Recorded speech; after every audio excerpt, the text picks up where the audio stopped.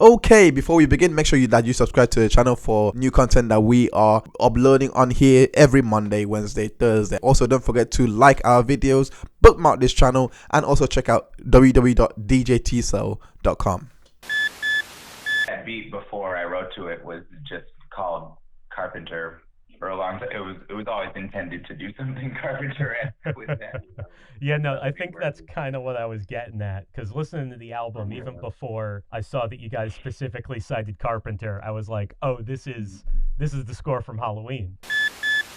Hello there, it's your boy DJ T-Cell, and today we are back for another review, and today we're reviewing the one and only Clipping, which is a group of two producers and a rapper called David Diggs, who I've brought a new album, and it's called There Existed an Addiction to Blood. I must put out there that this is the first time I've listened to Clipping, and from this I'm actually going to be doing a lot more of a podcast form to dive a lot more into this album.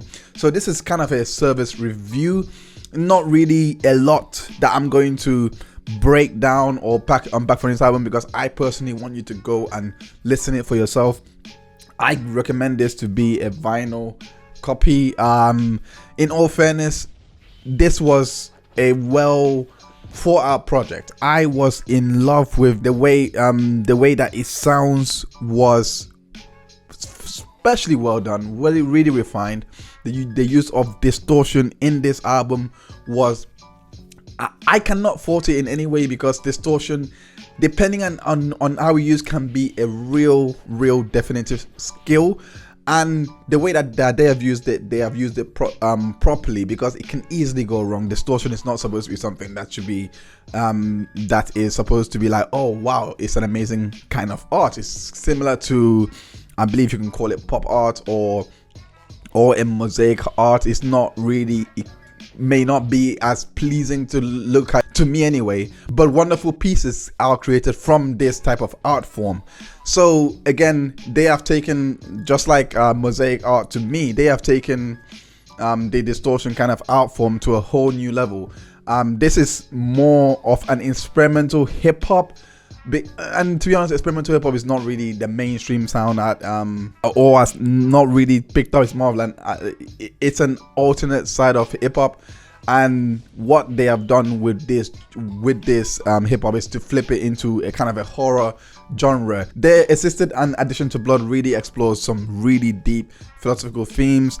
Acts like Benny the Butcher, for example, appears on this album. Great rapper in my opinion. Lashat, who is also quite new. I don't know much about her. If I'm not gonna front in any way. I'm not really familiar with her music, but she turned out a really good performance on the album. Cannot fault her at all for it. I'm gonna go into and do a track by track rating now. Personally, I urge you to listen to the album. Now, the album starts off with a guy rapping about many topics. One of it about many topics. One of it being a more nihilistic view of society, where people lack empathy. They don't really care for others, and it is also a foreshadowing of the final track, which is the if you listen close enough, you can actually hear pianos actually being moved around. You can hear something being moved around in the background.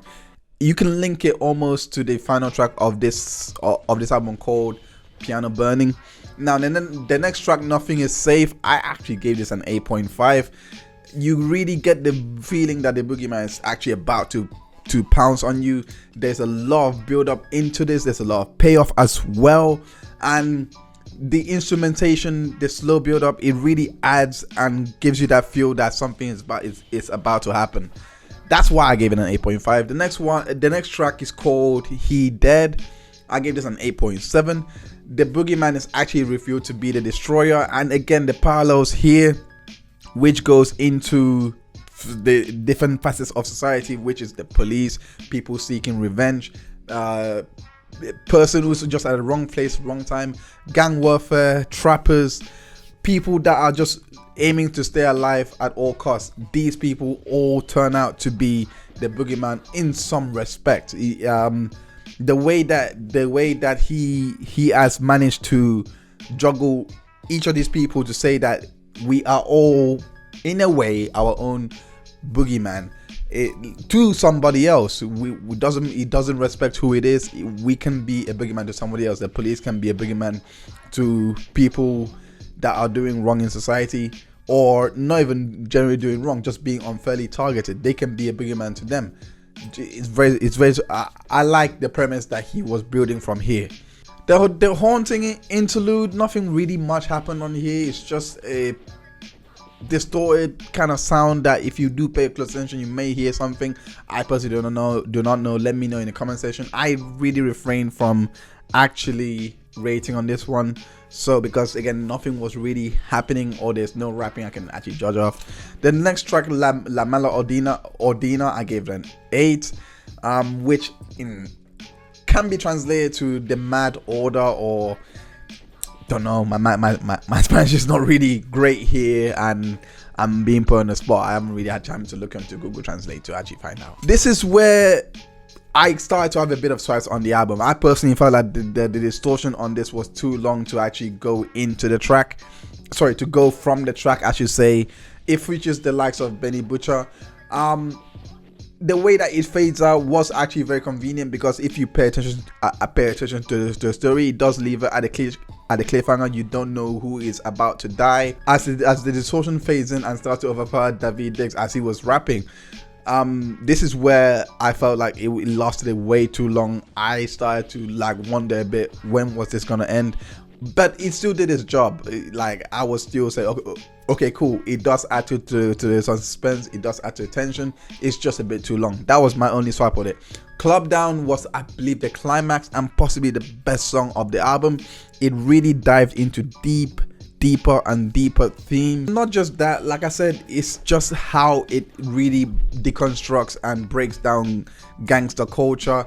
It breaks down the nihilism that society has, that as if nothing can change, and it also breaks down the fact that a lot of the people that are living in these kind of lifestyles, they kind of don't want you to change, because all they do is repeat the cycle, go to the club, show off. I cannot get enough of this track, in my opinion. Like, this is the only track for me that has a lot of replay value, because this is what I see regularly. This is what I see being perpetuated by the media. This is what you could see if you were in that neighborhood. So to me, it was very realistic. It was very relatable. Prophecy interlude, again, I did not rate it as well. I believe it was 47 seconds long. Nothing really much happening on it. Run for Your Life, this was when they started to introduce a lot more characters. Gave it an 8.5. The show, 8.3 as well. It segues beautifully into the Possession interlude, which I gave it an 8.5. This was when the album starts getting a lot darker and darker. This is when they started bringing a lot more complex themes. This is where This is where the album, I guess, steps into the extraordinary. This is where it steps into that supernatural realm, and you start to get this feeling that we are now entering into the metaphysics of reality, so to speak, because the next track, All in Your Head, parallels the Bible beautifully with music and mind control, and kind of links how these instruments, especially music and especially the Bible, can be used to control your mind. Coming from the Possession interlude, you really need to pay attention to what the hypnotist was saying to the woman, because when you pay attention to that, you kind of complete the puzzle here, which was the parallel with the Bible and music.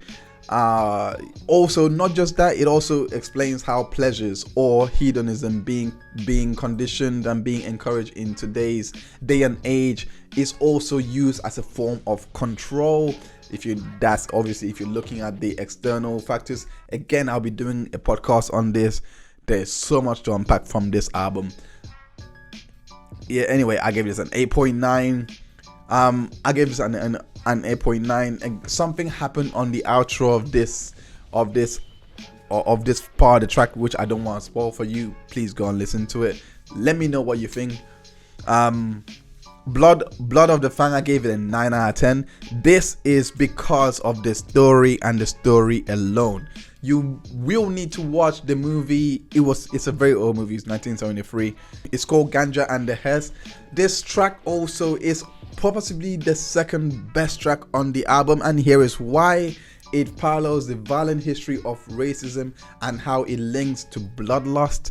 Story 7 is a continuation. For you to understand this, I guess you have to go back to the first ever story in 2014. It came from their album Mid City. That was their debut album. They brought in Story. Then Clipping was self-titled album. The same year they brought in Story 2, and it's been continuing since. I am going to listen to these because they could be some parallels. I actually read online that there were actual parallels in Story 5, which I believe it was on their 2016 album. Forgot the name already. Apologies for that. But the Story 5, there were some instances of that story included in Story 7. So it's worth to actually take a look at this. I personally want to talk about this as well because Story 7 because I personally want to discuss more about Story 7 because I personally think that another duality is being at play here, maybe going into interracial marriages. After Story 7 comes Attunement, which was a good closing. I didn't really have much to say on this. I assume it brought everything to a close, but like I said, I just didn't have much to say on it. I felt like it was a bit off topic to what has been introduced to us so far. So overall, I gave this an 8. I still think that the instrumentation on this was quite good. This album, in my opinion, is really good. Now the final track, which there existed the longest outro that I've ever been made aware at all, and it's called Piano Burning. Lasted for 18 minutes and 10 seconds. All there is just piano burning.